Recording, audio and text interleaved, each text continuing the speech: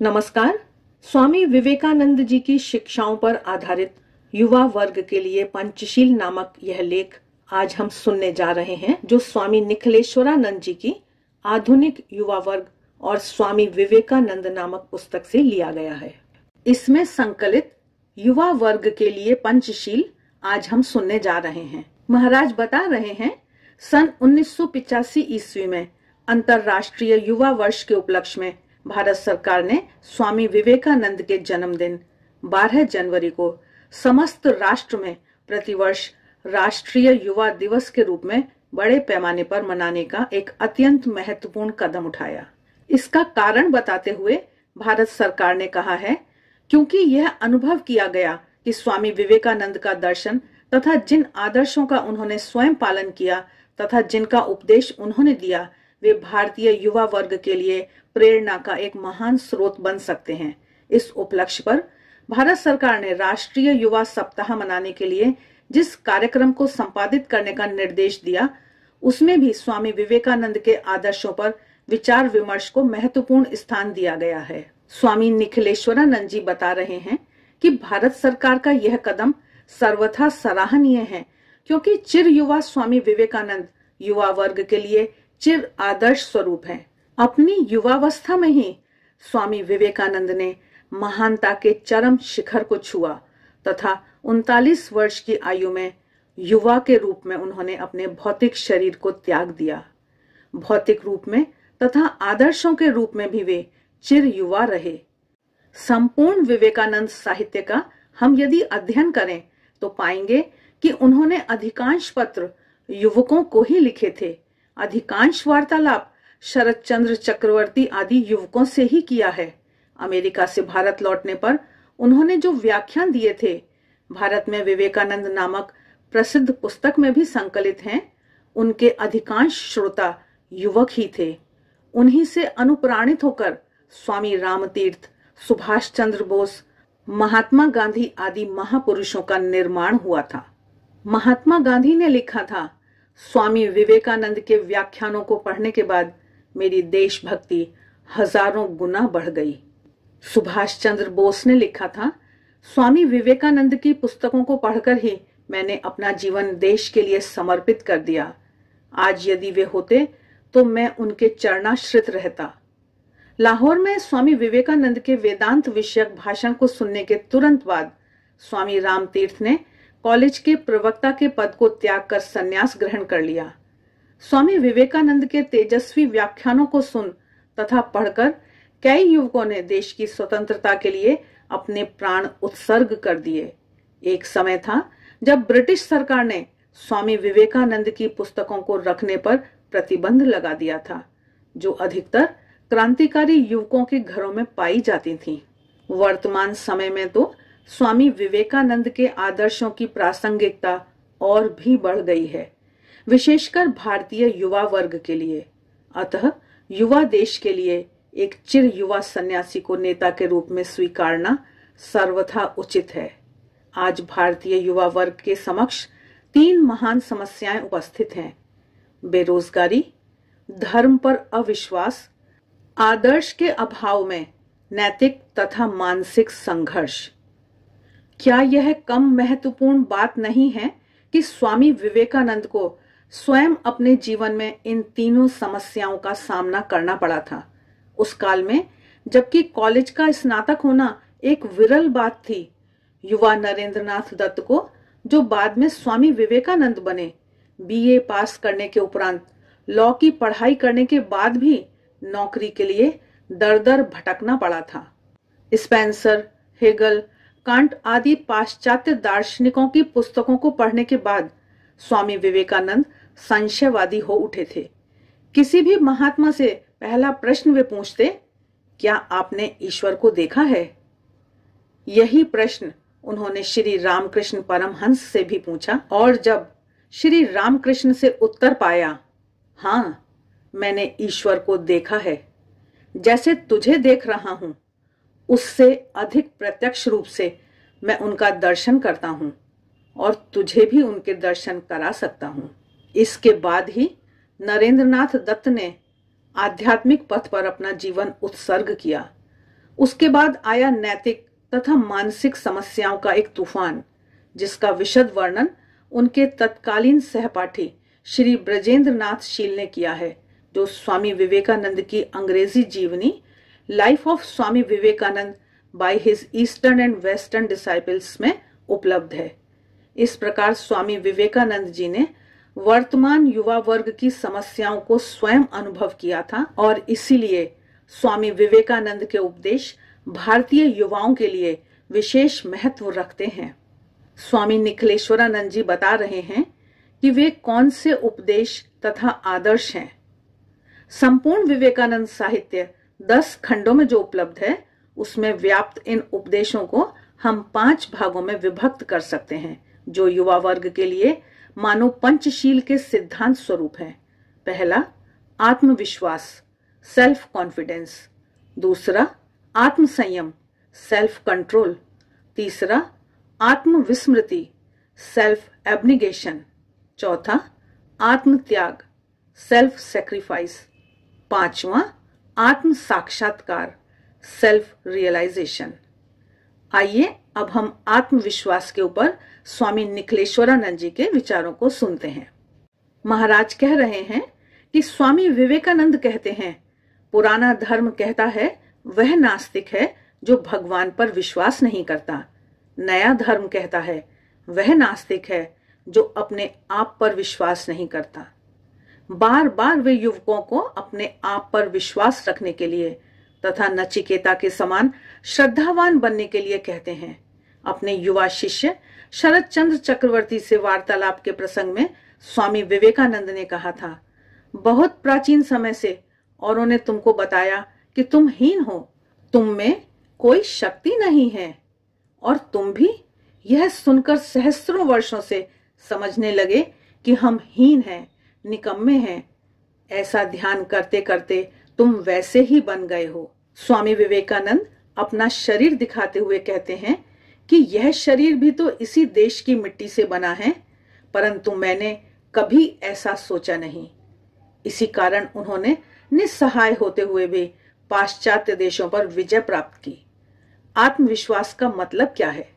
स्वामी विवेकानंद ने इसे समझाते हुए कहा था, सच्चे अर्थों में इसका मतलब है भीतर में अवस्थित उस सच्चिदानंद स्वरूप ब्रह्म या परमात्मा पर विश्वास करना। किंतु मन, बुद्धि, चित्त तथा अहंकार से व्याप्त सूक्ष्म मैं पर यदि विश्वास हो तो वह भी अच्छा है, क्योंकि धीरे धीरे वह व्यक्ति को उच्चतर विश्वास की ओर अग्रसर करेगा। स्वामी विवेकानंद कथित इस आत्मविश्वास के कई पहलू हैं, जैसे पहला, पाप को अस्वीकार करना। सिंह तथा भेड़ की कहानी सुनाते हुए स्वामी विवेकानंद युवकों से कहते हैं, तुम सिंह तुल्य हो, भूल जाओ कि तुम भेड़ हो, पापी हो। वेदांत पाप की बात नहीं मानता, वह केवल भूल की बात स्वीकार करता है, और उसके मत से तुम सबसे बड़ी भूल तो तब करते हो जब तुम कहते हो मैं कमजोर हूं, मैं पापी हूं, मैं शक्तिहीन हूं, मुझ में कुछ भी करने की शक्ति नहीं है। स्वामी जी का यह संदेश उनके दर्शन पर आधारित है कि प्रत्येक व्यक्ति में अव्यक्त ब्रह्म या आत्मा विराजमान है। दूसरा पहलू है पुरुषार्थ। स्वामी विवेकानंद युवकों को प्रारब्ध के भरोसे न बैठकर पुरुषार्थ पर विशेष जोर देने के लिए कहते हैं। खड़े हो, साहसी बनो, शक्तिमान हो, सारा उत्तरदायित्व अपने कंधों पर लो और जान लो कि तुम ही अपने भाग्य के विधाता हो। तुम्हें जो कुछ बल और सहायता चाहिए सब तुम्हारे ही भीतर है, इसलिए अपना भविष्य तुम स्वयं गढ़ो। स्वामी विवेकानंद का यह उपदेश उनके कर्म के सिद्धांत पर आधारित है, जिसके अनुसार व्यक्ति अपने स्वयं के कर्म के अनुसार ही इस जन्म में या अगले जन्म में फल पाता है। इसलिए जो फल प्राप्त होता है वह स्वयं के किए हुए वर्तमान अथवा पूर्व जन्मों के कर्मों का ही फल है।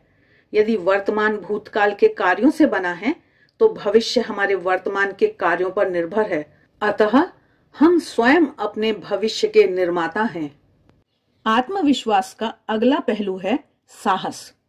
स्वामी विवेकानंद कहते हैं, मेरे साहसी युवकों, यह विश्वास रखो कि तुम ही सब कुछ हो, महान कार्य करने के लिए इस धरती पर आए हो। गीदड़ भभकियों से भयभीत ना हो जाना, चाहे वज्र भी गिरे तो भी निडर होकर खड़े हो जाना और कार्य में लग जाना। साहसी बनो, साहसी बनो। मनुष्य तो एक बार ही मरता है। मेरे शिष्य कायर ना हो, मुझे कायरता से घृणा है।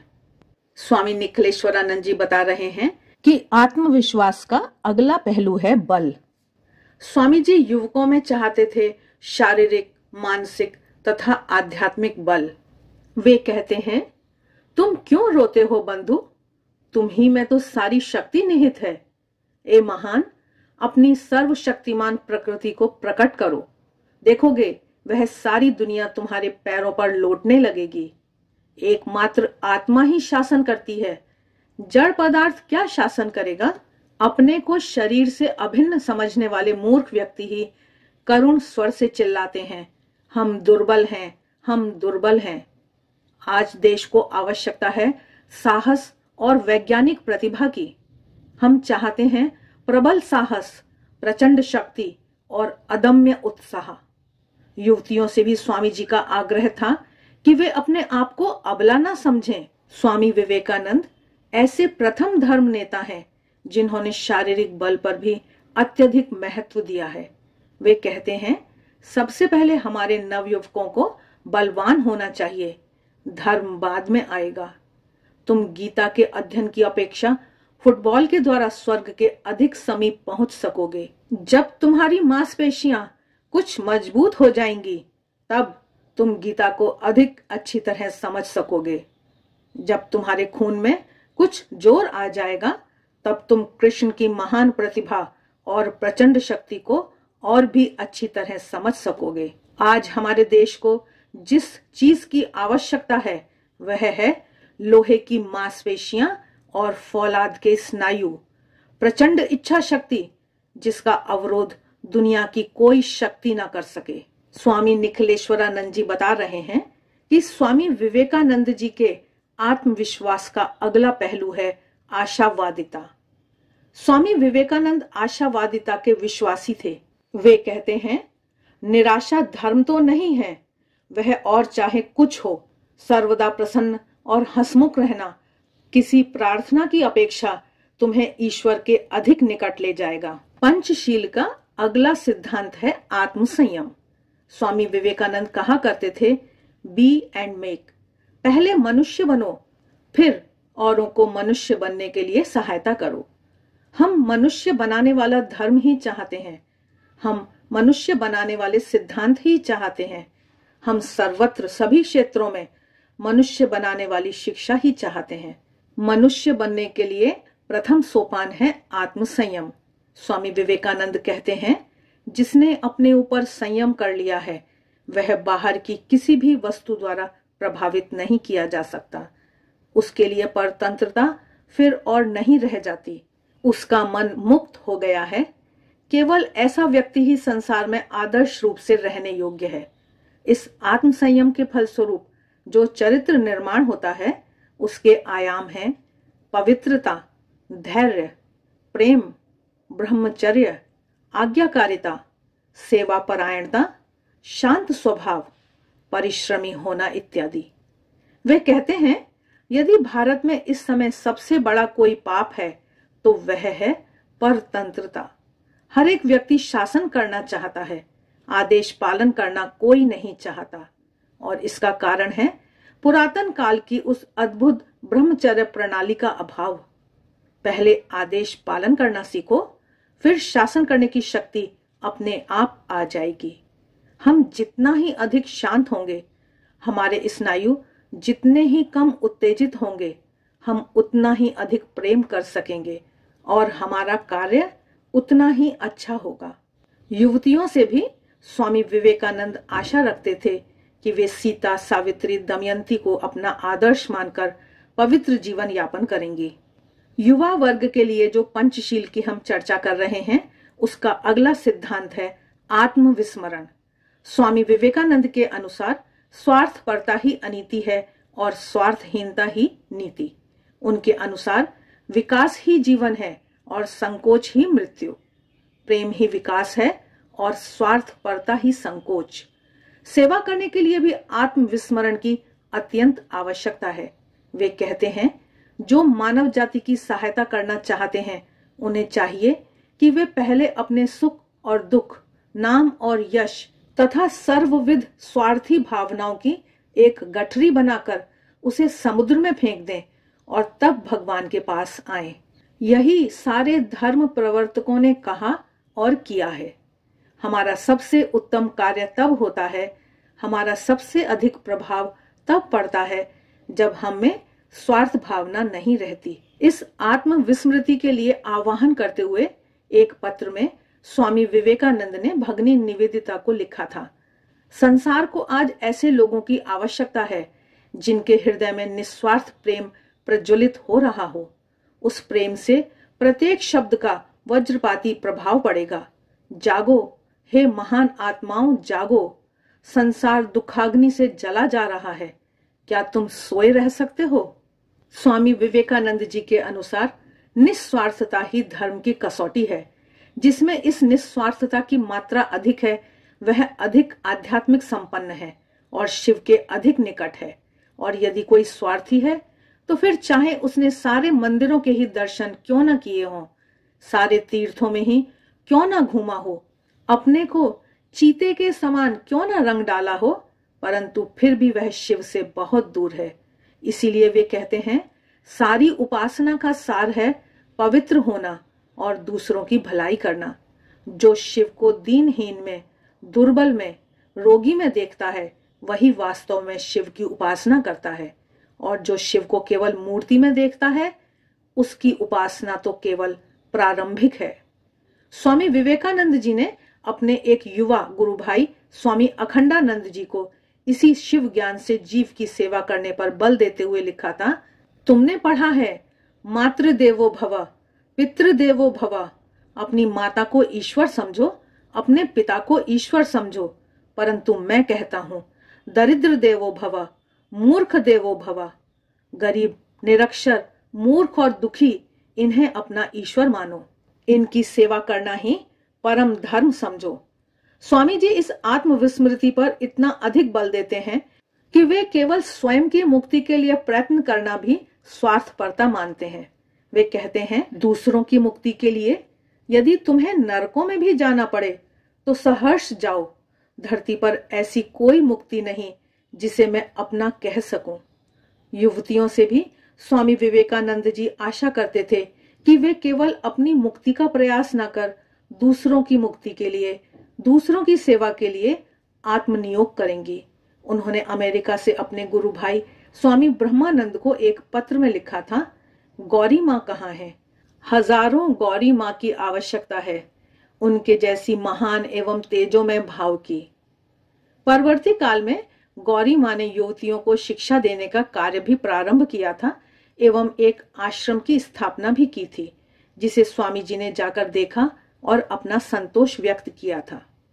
स्वामी निखिलेश्वरानंद जी पंचशील के चतुर्थ आत्म त्याग सिद्धांत पर विचार प्रकट कर रहे हैं कि स्वामी विवेकानंद जी के अनुसार महान कार्य महान त्याग से ही संपन्न हो सकते हैं। महान बनने के लिए त्याग की आवश्यकता पर बल देते हुए वे कहते हैं, महान बनो, त्याग के बिना कोई भी महान कार्य सिद्ध नहीं हो सकता। इस जगत की सृष्टि के लिए स्वयं इन विराट पुरुष भगवान को भी अपनी बलि देनी पड़ी। आओ, अपने ऐशो आराम, नाम, यश, ऐश्वर्य, यहाँ तक कि अपने जीवन को भी न्यौछावर कर मानव श्रृंखला का एक सेतु निर्माण कर डालो, ताकि उस पर से होकर लाखों जीवात्माएं इस भव सागर को पार कर लें। शुभ की समस्त शक्तियों को एक केंद्र में ले आओ। यह ना देखो कि तुम किस झंडे के नीचे आगे बढ़ रहे हो। महान चरित्र तथा महान कार्य दोनों के लिए आत्म त्याग ही मूल मंत्र है। स्वामी विवेकानंद कहते हैं, सार बात है त्याग। त्याग के बिना कोई भी पूरे हृदय से दूसरों के लिए कार्य नहीं कर सकता। भारत को कम से कम अपने सहस्त्र तरुणों की बलि की आवश्यकता है, पर ध्यान दो, मनुष्यों की, पशुओं की नहीं। आत्म त्याग के लिए युवकों से आह्वान करते हुए वे कहते हैं, हे नवयुवकों, मैं गरीबों, मूर्खों और उत्पीड़ितों के लिए इस सहानुभूति और अथक प्रयत्न को थाती के तौर पर तुम्हें सौंपता हूँ। जाओ, इसी क्षण जाओ उस पार्थ सारथी के मंदिर में, जो गोकुल में दीन दरिद्र ग्वालों के सखा थे, जो गुहक चांडाल को भी गले लगाने में नहीं हिचके, जिन्होंने अपने बुद्धावतार में अमीरों का न्योता अस्वीकार कर एक वारांगना का न्योता स्वीकार किया और उसे उबारा। जाओ, उनके पास जाकर साष्टांग प्रणाम करो और उनके सम्मुख एक महाबलि दो, अपने जीवन की बलि दो, उन दीन पतित और उत्पीड़ितों के लिए जिनके लिए भगवान युग युग में अवतार लिया करते हैं और जिन्हें वे सबसे अधिक प्रेम करते हैं। इस पंचशील का 5वां सिद्धांत है आत्म साक्षात्कार। स्वामी निखिलेश्वरानंद जी बता रहे हैं कि स्वामी विवेकानंद जी युवा वर्ग के लिए चरम उद्देश्य रखते हैं आत्म साक्षात्कार का। यह उपदेश उनके दर्शन पर आधारित है, जो संक्षेप में इस प्रकार कहा जा सकता है: प्रत्येक आत्मा अव्यक्त ब्रह्म है। बाह्य एवं अंतः प्रकृति को वशीभूत करके इस अंतस्थ ब्रह्म भाव को व्यक्त करना ही जीवन का लक्ष्य है। कर्म, उपासना, मन संयम अथवा ज्ञान, इनमें से एक अथवा एक से अधिक या सभी उपायों का सहारा लेकर अपना ब्रह्म भाव व्यक्त करो और मुक्त हो जाओ। बस यही धर्म का सर्वस्व है। मत, अनुष्ठान पद्धति, शास्त्र, मंदिर अथवा अन्य बाह्य क्रियाकलाप तो उसके गौण अंग प्रत्यंग मात्र हैं। स्वामी विवेकानंद जी बार बार युवा वर्ग से आह्वान करते हैं, उठो जागो, लक्ष्य की प्राप्ति तक रुको मत। जीवन की साधारण सफलताओं या तनिक समाज सेवा से संतुष्ट न होकर स्वामी जी युवा वर्ग को आह्वान करते हैं आगे बढ़ने का, चरम लक्ष्य की प्राप्ति तक न रुकने का। स्वामी विवेकानंद युवा वर्ग से आह्वान करते हैं अपनी मुक्ति के लिए प्रयास करने तथा दूसरों की सेवा करने का। अन्य समाज सेवियों की भांति वे केवल समाज सुधार पर बल नहीं देते और अन्य धर्म प्रचारकों की तरह केवल मुक्ति के लिए प्रयत्न करने पर बल नहीं देते, वरन दोनों पर समान रूप से बल देते हैं। इसी दोहरे मंत्र आत्मनो मोक्षार्थम जगत हिताय च को आदर्श रखकर ही स्वामी विवेकानंद जी ने युवकों के लिए रामकृष्ण संघ की स्थापना की थी। बाद में युवतियों के लिए शारदा मठ की भी स्थापना की गई है। स्वामी जी मानो आह्वान कर रहे हैं युवक तथा युवतियों से रामकृष्ण मठ तथा शारदा मठ में अपना जीवन समर्पित करने के लिए। एक युवक को स्वामी विवेकानंद जी ने अपने पत्र में जो लिखा था, वह वाणी आज भी युवक युवतियों के सामने एक महान चुनौती के रूप में गूंज रही है। कौन श्री रामकृष्ण की ध्वजा उठाएंगे और संसार की मुक्ति के लिए अभियान करेंगे? अपने नाम और यश, वैभव और सुख भोग, बल्कि लोक या परलोक की समस्त आशाओं का परित्याग कर अधोगति के ज्वार को कौन थामेंगे? कुछ थोड़े लोग इसमें कूद पड़े हैं और अपनी बलि दी है। हमें उनकी ही भांति कई हजार लोग चाहिए और वे आएंगे। जय हो उनकी जिन्हें प्रभु ने इसके लिए चुना है। आज के लिए बस इतना ही। आशा है स्वामी निखिलेश्वरानंद जी के इस प्रेरणादायी लेख से आप जरूर लाभान्वित होंगे। मिलते हैं फिर, तब तक देखते रहिए देवाक्षर। आप सभी का बहुत बहुत धन्यवाद।